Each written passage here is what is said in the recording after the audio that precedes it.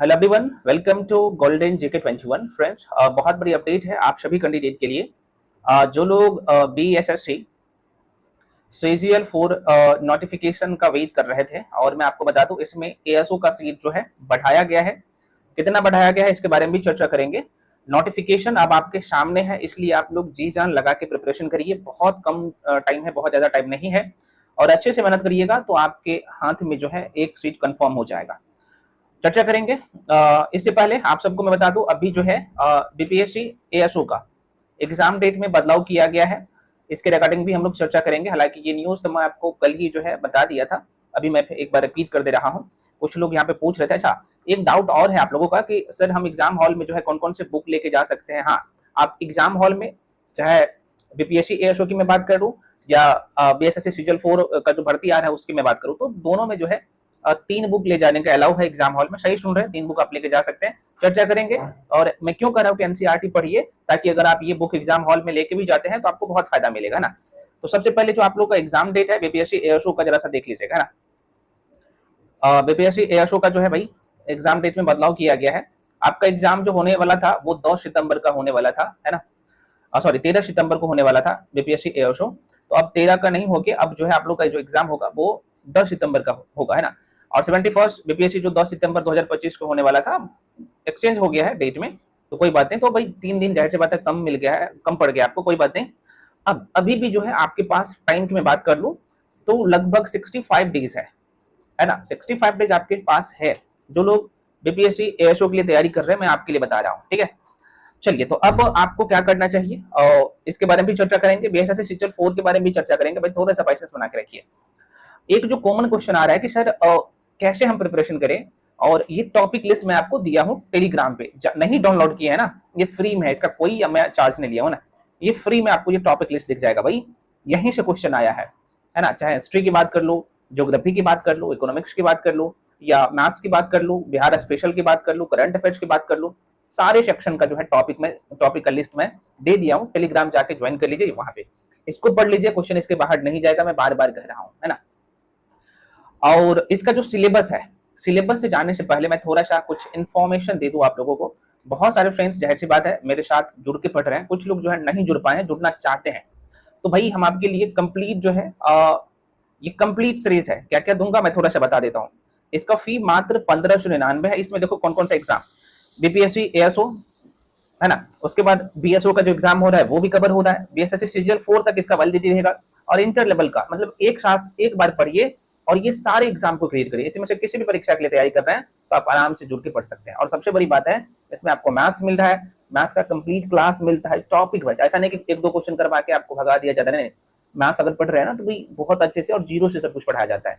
Reasoning पढ़ रहे हैं तो एकदम जीरो से सब कुछ, और डायग्रामिकली सब कुछ आपको समझाया जाता है। साइंस की मैं बात करूं तो यहाँ पे टॉपिक वाइज एकदम जीरो से, चाहे बायोलॉजी की मैं बात कर लूं, है ना, या फिर इकोनॉमिक्स की बात कर लूं, आप देखेंगे तो एकदम जीरो से सारा टॉपिक। उसके बाद चाहे मैं इकोनॉमिक्स की बात कर लूं, आप देख सकते हैं, या करंट अफेयर्स की बात कर लूं, आप देख सकते हैं करंट अफेयर्स का भी कंपाइलेशन उम्दा तरीके से करवाया जाता है। या फिजिक्स की बात कर लूं, या हिस्ट्री की बात कर लूं, सारे सेक्शन का आपको 110 नोट्स, वीडियो, पीडीएफ सब मिल रहा है एक प्लेटफॉर्म पे, एक जगह। तो जो लोग ज्वाइन करना चाहते हो आप कर सकते हो, है ना। यहाँ पे मैं बता देता हूँ भाई। तो आप ये मत सोचिए कि ऑब्जेक्टिव क्वेश्चन जो बाकी लोग कर रहे हैं आपको करवा के बोल देते कि भाई हो गया, ऐसा नहीं। आपको सारे सेक्शन, और इसलिए मैं तो दावा करता हूँ कि क्वेश्चन मैं जो पढ़ाऊंगा वहीं से आएगा, ठीक है। तो जो लोग ज्वाइन करना चाहते हैं मात्र 1599 पे करके और सारे सब्जेक्ट एक प्लेटफॉर्म पे पढ़ सकते हो। सारे सेक्शन का जो है आपको रिकॉर्डेड फॉर्म में क्लास मिलता है, वीडियो, पीडीएफ सब मिलता है। इसके रिगार्डिंग जो भी इन्फॉर्मेशन चाहिए आपको यहाँ पे नंबर होगा फ्रेंड्स, ये जो नंबर आप देख रहे हैं यहाँ पे लिख भी देता हूँ, 9341766130। इस नंबर पे आप कॉल करके इन्फॉर्मेशन ले सकते हैं। पेमेंट का नंबर ये है, यहीं पे लिख देता हूँ। इस नंबर पे आपको पेमेंट करना होता है। ये जो नंबर आप देख रहे हैं 7319924130, इस नंबर पे आपको पेमेंट करना होता है। आप गूगल पे, फोन पे, पेटीएम किसी भी माध्यम से पेमेंट कर सकते हैं, और उसका स्क्रीनशॉट करके 9 नंबर पे भेजिएगा। उसके बाद आपको बैच में जोड़ दिया जाएगा। क्लास शुरू है तो जो सेक्शन कंप्लीट हो गया है, तो जैसे ही मैं आपको बैच में जोड़ूंगा तो जो सेक्शन कंप्लीट है तो उसका प्लेलिस्ट बना दिया हूँ, जस्ट नीचे उसका कंप्लीट पीडीएफ है, तो आपको सब कुछ दिख जाएगा। तो आपके लिए और अच्छा है ना। और ये 60 डेज का मास्टर प्लान है। 60 डेज में हम लोग सारी चीजें करेंगे। और सबसे बड़ी बात है कि आपको एक दिन में 4 क्लास मिल रहा है। एक रीजनिंग का क्लास मिल रहा है, मैथ्स का क्लास मिल रहा है, साइंस में एक सब्जेक्ट चल रहा है ना, और आर्ट्स वाले सेक्शन में भी ये क्लास मिल रहा है। तो आप देख सकते हैं करंट अफेयर्स तो कंटिन्यू आपके एग्जाम तक चलेगा। तो कंप्लीट पैकेज है और ये चीजें नहीं मिलेगा, इतने कम फी में तो नहीं मिलेगा, ये मैं दावे के साथ बोलता हूँ, है ना। चलिए, तो जो लोग ज्वाइन करना चाहते हैं ज्वाइन कर सकते हैं। अब आ जाते हैं कि भाई इसका एग्जाम का जो नेचर है ना, जो लोग सेल्फ स्टडी कर रहे हो यहीं पे गलती करते हैं लोग, लंबे समय से जो है क्या करते हैं, मेहनत करते हैं और प्री तक भी नहीं हो पा रहा है। देखो मैं पुनः कह रहा हूँ, मैं ये नहीं कह रहा हूँ कि आप मेरे साथ आके जुड़ के पढ़िए तभी आपका सिलेक्शन होगा, नहीं, आप खुद से पढ़िए, लेकिन जो एरिया आपको मजबूत करना है, दोबारा सुनिए, जो एरिया मजबूत करना है मैं आपको वो बता रहा हूँ, है ना। तो कैसे आप उस एरिया को कंप्लीट कर सकते हो। देखिए आपको हमेशा टारगेट 130 का रखना है, क्योंकि इस एग्जाम में नेगेटिव मार्किंग नहीं है, बुक ले जाने का अलाउ है। तो क्या होता है ना कि 8-10 नंबर जो लोग बुक लेके जाते भी है ना एग्जाम हॉल में, पढ़े हुए रहते हैं उस सेक्शन को, तो यहाँ पे जो ना वो थोड़ा सा एज ले लेते हैं, तो इसलिए कटअप थोड़ा सा इसका हाई भी जाता है ना। अब देखिए बीएसएससी सीजीएल 4 का कटअप उतना नहीं जाता है, मैं बीपीएससी एएसओ का बात कर रहा हूँ, लेकिन सिलेबस दोनों का सेम है ना। इसमें नेगेटिव मार्किंग नहीं है, बीपीएससी एएसओ में भी नहीं, और इसमें बीएसएससी सीजीएल 4 में नेगेटिव मार्किंग है, तो 1/4 नेगेटिव मार्किंग है ना। चलिए, तो देखो भाई टारगेट मैं हमेशा कर रहा हूँ कि 130 का रखिए, आपका बिल्कुल पॉसिबल है। पॉसिबल कैसे है जरा से देखिएगा, नंबर कहां से निकाल सकते हो।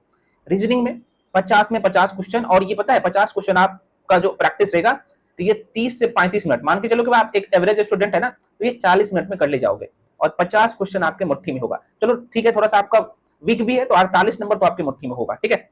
मैथ्स ऐसा इतने बेसिक मैथ आते हैं, 25 में मान के चलता हूँ, चलो यहाँ से 5 नंबर, आप एक एवरेज स्टूडेंट हो तो चलो कम हो जाता है 20 नंबर। मैं बताऊंगा मैथ्स में कौन सा टॉपिक है, अभी मैं आपको इसी वीडियो में बताऊंगा। साइंस की बात करें, ये तीनों एरिया जो आप देख सकते हैं एकदम स्कोरिंग वाला सेक्शन है। साइंस की मैं बात करूं तो 25 में से आराम से 20 नंबर ला सकते हो, एक एवरेज स्टूडेंट है तो पर भी। गलती लोग क्या करते हैं कि चीजों को अभी नहीं करते हैं और यहाँ पे छोटे छोटे मिस्टेक करते हैं, नोटिफिकेशन का वेट कर देते हैं। देखो भाई कुछ एरिया है जिसपे आपको पहले से काम करके रख लेना है ना। खासतौर पे साइंस, क्योंकि सभी एग्जाम में आप किसी भी एग्जाम के लिए तैयारी कर रहे हो ना, तो आपको सबको पता है कि साइंस का हमेशा क्वेश्चन आता है। मैथ आपको हर जगह काम देगा, रीजनिंग भी आपको हर जगह काम देगा। तो ये तीनों ऐसा सेक्शन है जिसमें तो आपके कमांड अच्छे से होना चाहिए, और एक बार अच्छे से कर लीजिए, कहीं से भी कंसेप्ट आप क्लियर कर लीजिए, एक छोटा सा नोट्स बना लीजिए ताकि आपको बार बार पढ़ने की जरूरत ना पड़े, और उसे मल्टीपल टाइम रिवीजन करिए, है ना। और या फिर आप कहीं पे पढ़ेंगे भी तो आप रिवीजन के तौर पे पढ़ेंगे, बेसिक आपका एक बार कंप्लीट हो जाना चाहिए, ये होना चाहिए, ठीक है। अब ये जो सोशल साइंस में लिखा हूं यहाँ पे, तो आपको यहाँ पे जो ना 5 सब्जेक्ट है, कौन कौन सा, करंट अफेयर्स 12 से 15 क्वेश्चन रहता है, हिस्ट्री रहता है, पॉलिटी रहता है, ज्योग्राफी रहता है, और इकोनॉमिक्स रहता है। स्टैटिक जीके कहीं से अलग से नहीं बन के आता है, ये जो मैं आपको बताऊं history, polity, geography, economics, physics, chemistry, bio science का भी स्टैटिक जीके होता है ना। वो जो फैक्ट्स वाले क्वेश्चन होता है ना, वो स्टार्टिंग में ही आ जाता है, ठीक है। तो इस पे भी आपको कमांड करना है, ठीक है। तो स्टेप बाय स्टेप सारे सेक्शन को आपको कंप्लीट करना है। तो देखो भाई अब मैं तरीका बताता हूं कि कैसे आपको करना है ना, इसे करने का क्या अप्रोच होना चाहिए। जैसे एक मिनट मैं थोड़ा सा आपको क्लियर करके बता देता हूँ। जैसे आप क्या कर रहे हो, आप सबको पता है कि आप साइंस पढ़ रहे हो, साइंस में 3 खंड है, आपका बायो है ना, फिजिक्स है, यहाँ पे केमिस्ट्री है, ठीक है। तो तीनों में लगभग जो है आप 8 से 9 टॉपिक देखोगे है, और इसी को बार बार रिवीजन करना है। लोग क्या करते हैं ना, एक बार पढ़ लेते हैं, उनको लगता है कि भाई हम एक बार साइंस पढ़ लिया है तो हमें रिवीजन करने का जरूरत ही नहीं पड़ेगा। यहीं पर लोग गलती करते हैं। नहीं भाई देखो, मैं थोड़ा सा तरीका बताता हूँ। मान लो कि आप फिजिक्स पढ़ रहे हो, मैं थोड़ा सा लेके जाता हूँ पीडीएफ के ऊपर, जरा चीजों को समझिए भाई साहब, गलती नहीं तो आपको ना इस रेस से बाहर कर देगा। मैं बार बार कह रहा हूँ, देखो मैं एक कोई टॉपिक पे लेके जाता हूँ। मान लो कि भाई आप क्या किए हो, मान लो कि ये चैप्टर है वेव एंड साउंड, है ना, हमेशा क्वेश्चन इस चैप्टर से आता है ना, तरंग एवं ध्वनि से। अब क्या किए, आपने एक बार इसे पढ़ लिया है, तो चूंकि आपके पास नोट्स है, या फिर आप जिस भी बुक से पढ़ रहे हैं, मैं आपको तरीका बता रहा हूँ, जिस भी बुक से आप पढ़ रहे हो, तो क्या करोगे आप कि आपने एक बार पढ़ लिया है, तो आप क्या करेंगे, जो लाइन हाईलाइटेड है ना, आपने हाईलाइट करके रख लिया, तो आप क्या करेंगे, इसे रिवीजन करेंगे, तो हार्डली 20 से 25 मिनट में ये पूरा नोट्स आपका रिवीजन हो जाएगा। और ये पर डे करना है। जैसे ही आप पढ़ने बैठोगे तो आपको एक बार जो है ना सरसरी निगाहों से दिमाग चला लेना। जैसे यहाँ पे वेवलेंथ क्या होता है, तो आप जाहिर सी बात है डिटेल में चीजों को समझे हो। जैसे आयाम क्या होता है, एम्पलीट्यूड क्या होता है ना। यहाँ पे तरंग के प्रकार जो है कौन कौन सा होता है, जैसे अनुप्रस्थ तरंग होता है, अनुदैर्ध्य तरंग होता है ना। आप सबको पता है यांत्रिक तरंगे होता है ना, विद्युत चुंबकीय तरंगे होता है। तो डिटेल में यहाँ पे आपने पढ़ लिया, तो जैसे बात आपने हाईलाइट किया है, तो जब आप रिवीजन करेंगे तो ये रिवीजन करते मतलब आप देखते जाएंगे, आपको माइंड में सेट होते जाएगा इस तरीके से। मेरे कहने का मतलब ये है कि रिवीजन बहुत ज्यादा यार जरूरी होता है। जैसे मान लो कि आप साउंड को रिवीजन कर रहे हो, तो साउंड के बारे में आपने बेसिक चीजें पढ़ लिया है ना। उसके बाद जैसे बात है फ्रीक्वेंसी के आधार पे आप सबको पता है कि साउंड को हम लोग 3 भागों में बांट के पढ़ते हैं ना, फ्रीक्वेंसी के आधार पे।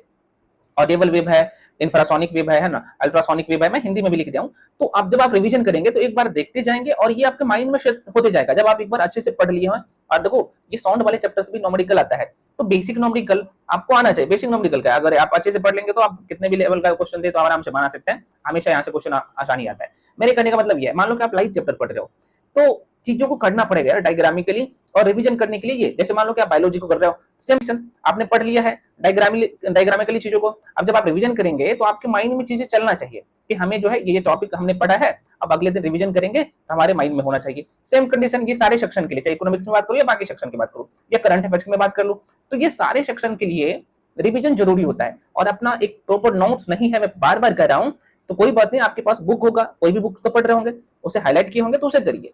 मेरे कहने का मतलब ये है। तो जो नंबर निकाल सकते हो, नंबर निकालने का मैं तरीका भी बता दिया हूँ। रीजनिंग के लिए ये सारा टॉपिक जो आप देख सकते हैं लिस्ट, इस टॉपिक को पूरा कर लीजिए, एक भी क्वेश्चन बाहर नहीं जाएगा। दुनिया का कोई भी परीक्षा में बैठिएगा ना तो क्वेश्चन नहीं छूटेगा, ठीक है। तो ये जो लिस्ट दिया हूँ और ये जो मैं आप लोगों को करवा रहा हूँ वैसे ही नहीं करवा रहा हूँ, मैं फिर से कर रहा हूँ, आप खुद से भी कर सकते हो, बुक ऑलरेडी में बता चुका हूँ, ये है। तो पढ़िए। अब ये बीएसएससी सीजीएल 4 की मैं बात कर लूं तो देखो भाई, बीएसएससी सीजीएल 4 जो है इस बार आप सबको पता है कि जो वैकेंसी आ रहा है बीएसएससी के थ्रू, उसके बाद जो एएसओ का भर्ती आएगा ये जो है बीपीएससी के थ्रू आएगा। मैं आपको ये चीजें पहले भी बता चुका हूं क्योंकि ये लेवल 7 का पोस्ट है, और ये जो आप भर्ती देख रहे हैं बीएसएससी के थ्रू आ रहा है लेवल 7 का पोस्ट, असिस्टेंट सेक्शन ऑफिसर का, ये पद जो है अब बीपीएससी के थ्रू आएगा। तो आपके लिए गोल्डन चांस है, नहीं तो फिर आपको डिस्क्रिप्टिव एग्जाम देना पड़ेगा, पीटी मेंस इंटरव्यू, उसके बाद आपको ये पोस्ट मिलेगा। इसलिए आप अभी सीजन लगा दीजिए।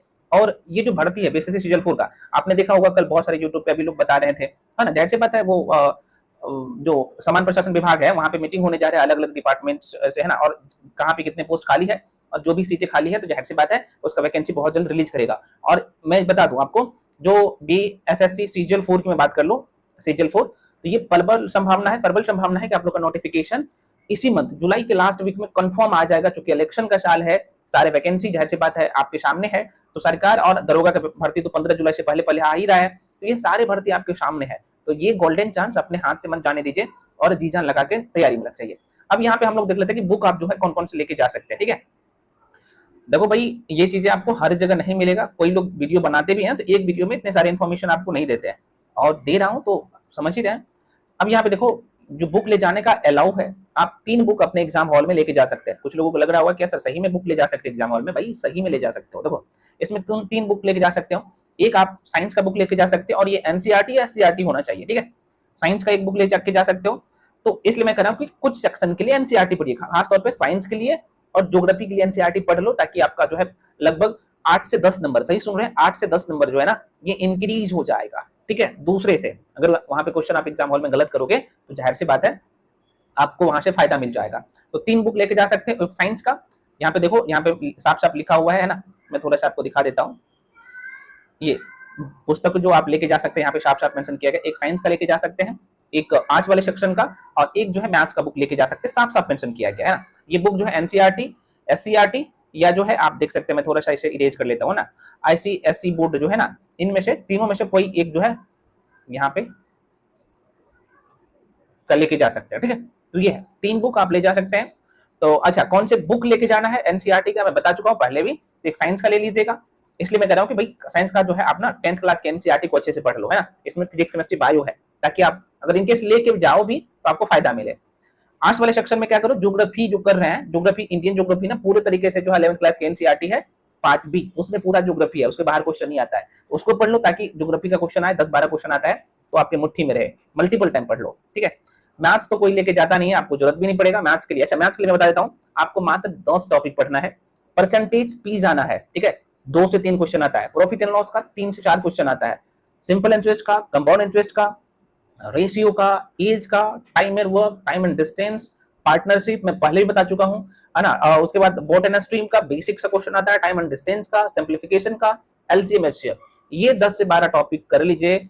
मैं कह रहा हूँ कि 25 में 25 नंबर आपके मुट्ठी में होगा, और एक भी नंबर बेसिक क्वेश्चन आता है मैथ्स के लिए, मैं पहले बता चुका हूँ। आर.एस. करवाल बुक कर लीजिए, बेसिक से क्वेश्चन आते हैं, वहीं से आते हैं, कंसेप्ट आता है, ठीक है। और मैं भी करवा रहा हूँ मैथ्स में सिर्फ आर.एस. अग्रवाल, और एकदम जीरो से उम्दा तरीके से सब कुछ करवा रहा हूँ। रीजनिंग तो जाहिर सी बात है एकदम जीरो से करवा ही रहा हूँ।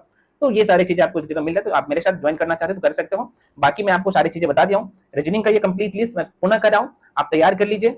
अच्छा, कुछ लोग बुक के लेके पूछते हैं सर हम बुक कौन सा करें। भाई मैं आपको बता चुका हूँ, अरिहंत पब्लिकेशन की बुक आती है रीजनिंग का, वहां से कर सकते हो, है ना। क्योंकि अरिहंत पब्लिकेशन की बुक आप में जाइएगा तो इसमें बहुत मोटी बुक है, तो आपको शब्द नहीं करना है, जो लोग खुद से कर रहे हो, है ना, उसका ना पीवाईक्यूज करना खाली। और कहीं भी पढ़ रहे हो तो जो लोग मेरे साथ भी कर रहे हो, तो जैसे बात है मैं आपको तो सारे कंसेप्ट और एकदम सारी चीजें करवा ही रहा हूँ। प्रैक्टिस के लिए आप भी ले सकते हो, या फिर कोई भी अन्य बुक ले सकते हो, एसएससी का भी ले सकते हो, प्रैक्टिस के लिए कोई दिक्कत नहीं है, ठीक है।